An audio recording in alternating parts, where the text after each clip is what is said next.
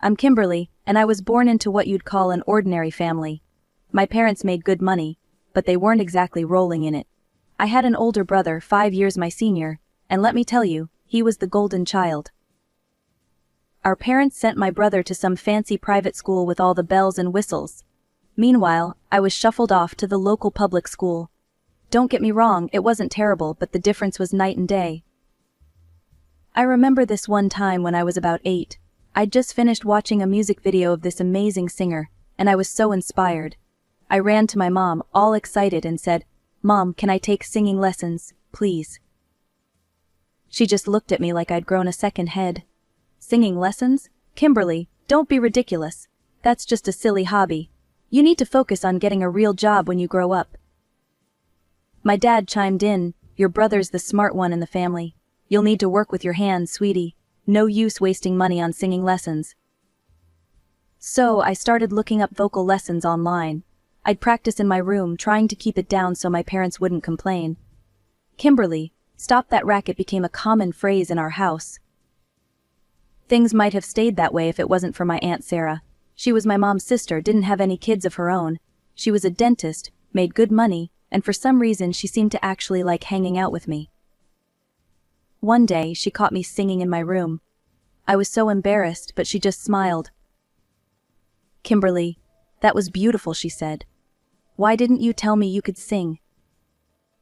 I shrugged, feeling my cheeks burn. Mom and Dad say it's silly. Aunt Sarah's face did this weird thing like she was trying not to frown. "Well, I think it's wonderful. How about we get you some proper lessons?" From that day on, everything changed. Aunt Sarah became my secret weapon. She bought me a synthesizer, and we'd spend hours learning songs together. It was like having a whole new world open up to me. When my parents found out about the lessons, they weren't thrilled. Mom even had the nerve to tell Aunt Sarah, "You should be giving that money to our son instead." But Aunt Sarah? She just smiled that calm smile of hers and said, "I think Kimberly has a real talent. I'm happy to nurture it." That was the first time anyone had ever stood up for me like that. It made me feel seen. Like maybe I wasn't just the family disappointment after all. While I was scraping by with my singing lessons, my brother was living the high life. One day he came home all excited about hockey. "Mom, Dad, I want to play hockey," he announced at dinner. I nearly choked on my peas. Last month it was tennis. The month before that, American football. And don't even get me started on his brief rugby phase. But did our parents hesitate? Nope. Dad just nodded and said, "Sure, son, we'll sign you up tomorrow." To no one's surprise, hockey didn't stick either. Neither did any of the other sports. My brother bounced from one activity to another like a pinball, never really excelling at anything. Then came the esports phase. Oh boy. "I need a gaming computer," he announced one day. "Top of the line. And I need my own room for training and competitions." I waited for my parents to finally put their foot down. But nope. They just nodded along like bobbleheads. "Of course, honey," Mom cooed. "We'll set everything up for you." And they did. They converted the guest room into his personal gaming paradise. The computer they bought him cost more than my entire wardrobe. Meanwhile, I was still sharing a room with my cousin's hand-me-down synthesizer. The worst part was the wall of fame in our living room. It was this massive display of all my brother's achievements. I use that term loosely. There were participation certificates from every sport he'd quit, academic awards from his fancy private school, even a best smile certificate from his 3rd grade yearbook. And me? Not a single spot on that wall. Not even a tiny corner for my straight A's or the singing competition I'd won at school. Things really came to a head when it was time for college. My brother, of course, got into some Ivy League school. Mom and Dad were over the moon. They paid for everything: tuition, a fancy apartment off campus, a new car. The works. 4 years flew by. I focused on my singing, on school, on anything to keep my mind off the unfairness of it all. Aunt Sarah was my rock through it all, always there with a word of encouragement or a new song to learn. Then, one sunny afternoon, my brother burst through the front door. He had this girl with him, all giggly and hanging off his arm. "Mom," Daddy shouted, "I've got news." They came running, of course, always at his beck and call. "This is Melissa," he said, grinning like he'd just won the lottery. "We got married last week. She's moving in with us." I thought Mom was going to faint from happiness. Dad started talking about clearing out more space, maybe converting the attic. As everyone fussed over the happy couple, I slipped away to my room. I had a bad feeling about what was coming next, and boy was I right. The next month was like living in a bizarre parallel universe. Mom and Dad were all over my brother and his new wife, Melissa. They were redecorating his room, buying new furniture, even talking about building an extension to the house. Meanwhile, I was invisible. More than usual, I mean. I tried to focus on my future. I'd graduated high school with honors, not that anyone noticed, and was eyeing this small college with a decent vocal program. It wasn't fancy, but it was something. I knew Mom and Dad had been saving for my college fund. It wasn't much, but it would cover the basics. Or so I thought. One morning, about a month after the happy couple moved in, Mom and Dad called me into the living room. I should have known something was up when I saw their faces. "Kimberly," Dad started, his voice oddly formal. "We need to talk about your future. We've decided to use your college fund to cover your living expenses for the past 18 years. I blinked, sure I'd heard wrong. "What?" "You're an adult now," Dad continued, not meeting my eyes. "It's time you started paying your own way." The room started to spin. But what about college? I was counting on that money. Mom's face hardened. "Your brother is married now. He needs more space and money for his family. We're giving him your room." I couldn't believe what I was hearing. "So what? I'm just supposed to leave? Where am I supposed to go?" "You'll need to find a job and your own place to live," Dad said, like he was discussing the weather. "You won't be able to afford college without money." Something inside me snapped. For the first time in my life, I felt real, burning anger towards my parents. "You can't do this. I'm your daughter. I'm not going anywhere. This is my home too." For a moment, nobody moved. Then Mom stormed out of the room. I thought that was it, that maybe they'd reconsider. But she came back with a suitcase. "Fine," she spat. "If you won't leave, I'll pack for you." She started grabbing my things, throwing them haphazardly into the suitcase. I stood there, frozen in shock. That's when I noticed my brother and Melissa standing in the doorway, watching the whole scene with smug smiles on their faces. Something in me broke. This wasn't my family. These weren't the people who were supposed to love and support me. I pushed past Mom and started packing my own things. I grabbed my clothes, my few pieces of jewelry, and most importantly, the music books and recordings Aunt Sarah had given me over the years. Nobody said a word as I packed. Nobody tried to stop me. And when I walked out the front door, dragging my suitcase behind me, nobody called me back. I found myself on Aunt Sarah's doorstep, my whole life packed into one measly suitcase. When she opened the door and saw my tear-stained face, she didn't ask questions. She just pulled me into a hug and said, "Oh, Kimberly, come in, sweetheart." That night, over a cup of hot cocoa, I spilled everything. Aunt Sarah listened, her face growing darker with each word. When I finished, she took my hand and squeezed it tight.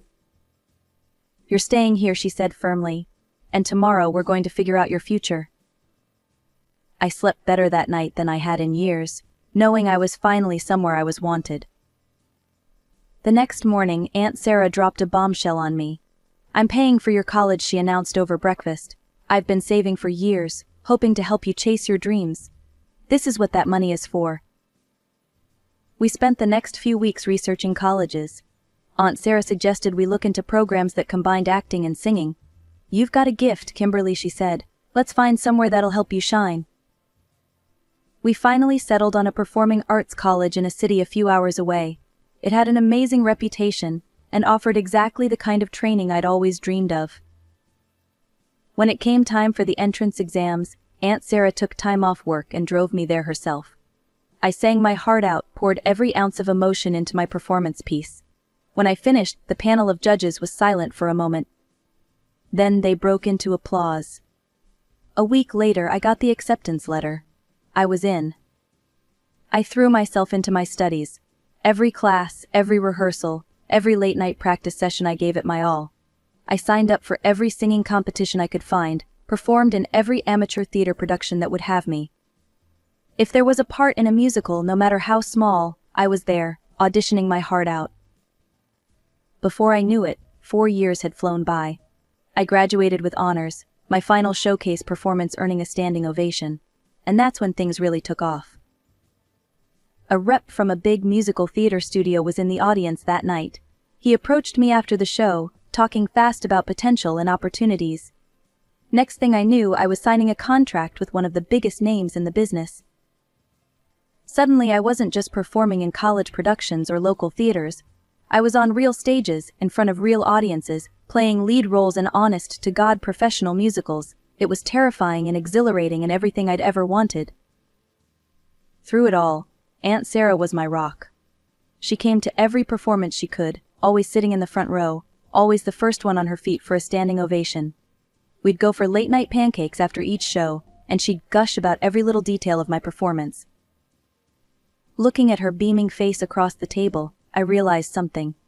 This woman, who had no obligation to me beyond being my mother's sister, had given me more love and support than my own parents ever had. She wasn't just my aunt anymore. She was the mom I'd always wished I had. Life was going great. I had just landed a lead role in a new musical that was generating serious buzz. One afternoon I dropped by Aunt Sarah's place, bursting with excitement about my plans and prospects. "Aunt Sarah, you won't believe what's happening," I gushed, detailing my upcoming projects and dreams. She listened with that warm smile of hers, but as I was getting ready to leave, she dropped a bombshell. "Kimberly," she said gently, "you've grown into such a wonderful young woman. Don't you think it's time to reconcile with your parents? They're still your family, dear." I wanted to argue, but the hopeful look in her eyes stopped me. After everything she'd done for me, how could I refuse? "Okay," I said reluctantly. "I'll try." The next day, I found myself standing on my parents' doorstep, feeling like a stranger. Mom answered, her eyes widening in surprise. "Kimberly," she said, like she wasn't sure it was really me. "Hi, Mom," I replied, forcing a smile. "Can I come in?" They let me stay, but it was clear I wasn't welcome. The house felt different, colder somehow, and get this, my brother was still living there. Apparently his wife had been kicked out. Mom grumbled something about her playing video games all day and refusing to help around the house or get a job. For days I endured their frosty silence and disapproving looks. I was about ready to call it quits when my brother cornered me in the kitchen. "So," he sneered, "still chasing that silly singing dream? Let me guess, you're a star in some dingy bar now." Something in me snapped. I stood up straight, looked him in the eye and said, "Actually, I'm the lead singer in several successful musicals. And I'm doing quite well for myself, thank you." You should have seen their faces. It was like someone had flipped a switch. Suddenly, Mom and Dad couldn't stop asking questions. "Musicals?" "Really?" Dad pressed. "How much do you make?" I tried to leave, but Mom practically blocked the door. "You must be making good money," she insisted. "How much is your contract worth?" "That's confidential," I said, trying to edge past her. Dad's face hardened. "Now listen here, young lady. After everything we've done for you, you owe us. We're your parents. You're obligated to help us and your brother." And just like that, I was 18 again, standing in the same house being told I wasn't worth investing in. But this time, I wasn't that scared, insecure girl anymore. "I don't owe you anything," I said, my voice steady.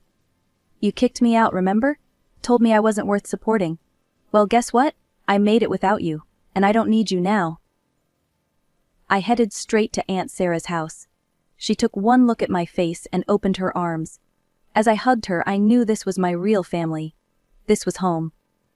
Life has a cruel way of pulling the rug out from under you just when things seem to be going well. I was riding high on my success, performing in sold-out shows night after night, when I got the call that changed everything. Aunt Sarah had cancer. The world seemed to stop spinning. I wanted to drop everything and rush to her side, but she insisted I keep performing. "Your dreams are my dreams too," she told me over the phone, her voice weaker than I'd ever heard it. "Don't you dare give them up for me." So I kept touring, but every free moment I had, I spent with her. We'd sit in her garden, talking about everything and nothing. I tried to memorize every detail of her face, the sound of her laugh, the way her eyes crinkled when she smiled.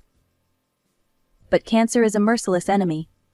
Despite the treatments, despite our hopes and prayers, Aunt Sarah's condition worsened rapidly. And then, one day while I was in the middle of a tour, I got the call I'd been dreading. Aunt Sarah was gone. I was lucky, if you can call anything about this situation lucky, that I had a few days break between shows. I caught the first flight home, my heart feeling like it was being squeezed in a vice. As soon as the funeral was over, I had to fly back. The show must go on, as they say. But every performance felt hollow now. I sang the notes, hit the marks, but my heart wasn't in it. How could it be, when it was shattered into a million pieces? When the tour finally ended, I returned home, exhausted and grieving. That's when I got a call from a notary. Apparently Aunt Sarah had left a will, and I needed to come in to discuss it. I went to the notary's office, not really caring about what Aunt Sarah might have left me. Nothing could replace her. But when the notary started reading the will, I couldn't believe my ears. Aunt Sarah had left me everything. Her house, her savings, all of it. I broke down crying right there in the notary's office. In the following days, I moved into Aunt Sarah's house. I was starting to feel like maybe, just maybe, I could move forward when my past came knocking, literally. One afternoon there was a pounding on the door. I opened it to find my brother standing there, looking disheveled and desperate. "I need money," he blurted out before I could even say hello. "My wife's pregnant, and I left Mom and Dad. They've been driving me crazy with their nagging and criticizing. You've got to help me, Kimmy." I stood there, stunned. After everything that had happened, this was how he approached me. "Why don't you get a job?" I suggested, trying to keep my voice level. His face contorted in disgust. "A job? I don't need a job, I need money. You've got plenty now, don't you? That old lady left you everything." That old lady comment made my blood boil. "That old lady was more family to me than you ever were," I spat. "And no, I won't give you money." His eyes narrowed. "You tricked her, didn't you? Manipulated that senile old woman into giving you everything. You're nothing but a thief. I'll take you to court, you'll see." Something in me snapped. All the grief, all the anger I'd been holding in came rushing out. "Get out," I snarled. "Get out of my house right now. You want to take me to court? Go ahead. Try explaining to a judge how the sister you abandoned deserves your handouts. Go on, get out." I slammed the door in his face, my whole body shaking. As I leaned against the closed door, I realized something. This house, this inheritance, it wasn't just a gift. It was Aunt Sarah's final act of love, her way of protecting me even after she was gone. Just when I thought the drama with my brother was over, my phone rang. It was my parents. I almost didn't answer, but something made me press the green button. Kimberly, my mother's voice came through, sickly sweet. "We heard about the inheritance. Don't you think you should share some of that with your family? After all, Sarah was our relative too." I couldn't believe what I was hearing. "Are you serious right now?" I asked, my voice ice cold. "Now, Kimberly," my mother cooed, "we're just saying, family should help family. You've got so much now. Surely you can spare some for us." That was it. The last straw. "Family," I spat. "You want to talk about family? Where was your sense of family when you kicked me out? When you told me I wasn't worth investing in? When you chose my brother over me every single time?" There was silence on the other end. "Let me remind you of something," I continued, my voice shaking with anger. "Aunt Sarah left me everything because she believed in me when you didn't. She supported me when you abandoned me. You don't get to be family now that it's convenient for you." I heard my mother's sharp intake of breath. Then my father's voice, cold and hard. "You ungrateful little rubbish. After everything we've done for you." I hung up. My hands were shaking, but I felt lighter. Like I'd finally said everything I'd been holding in for years. But it wasn't over. Far from it. The next day I started seeing posts on social media. My parents were on a warpath, posting long, teary-eyed statuses about how their daughter had stolen their sister's inheritance. How I was a manipulative thief who couldn't even be bothered to organize a proper funeral for my aunt. It was all lies, of course. The funeral had been beautiful, exactly as Aunt Sarah would have wanted. But the truth didn't matter to them. They were out for blood. Relatives I hadn't spoken to in years were suddenly in my inbox, calling me horrible names. Old acquaintances left nasty comments on my photos. It felt like the whole world was turning against me. Every day brought new threats, new insults. My parents created fake profiles to harass me when I blocked their main accounts.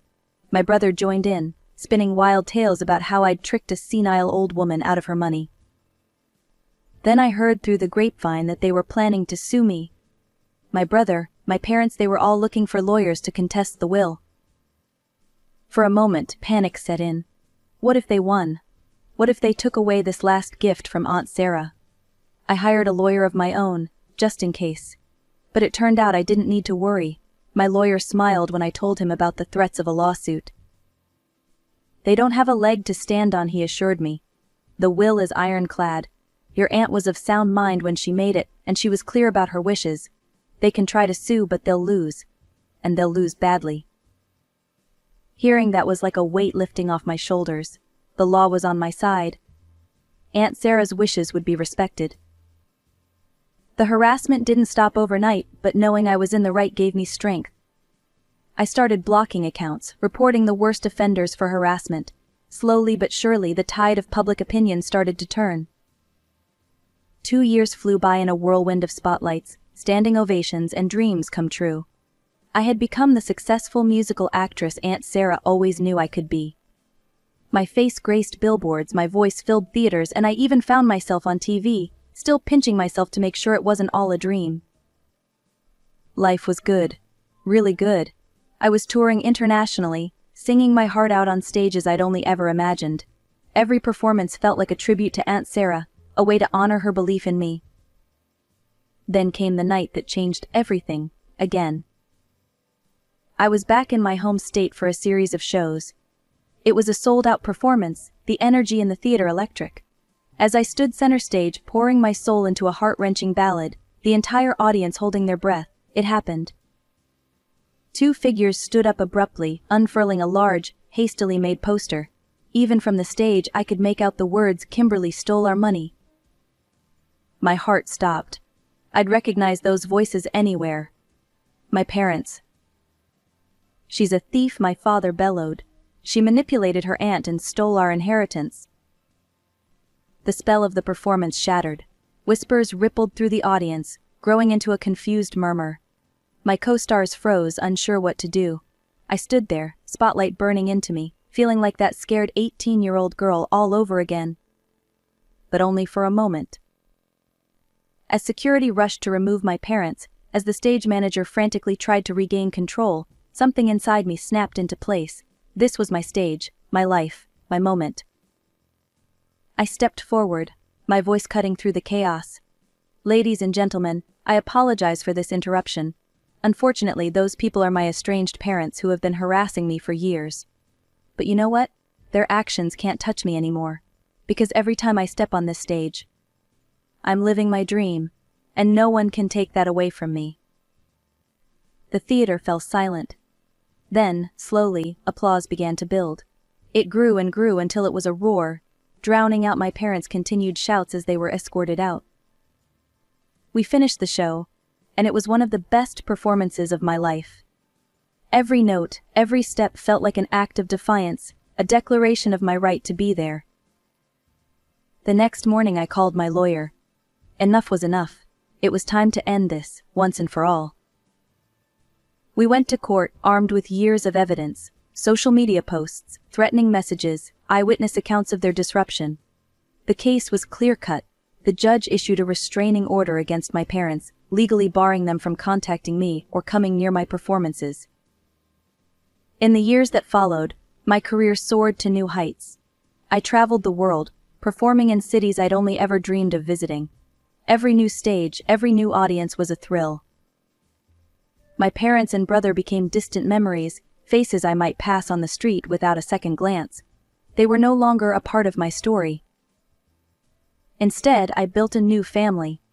Fellow performers, friends who stuck by me through thick and thin, fans whose lives I touched with my music, and at the center of it all, the memory of a woman who saw a spark in a young girl and did everything she could to help it blaze into a fire,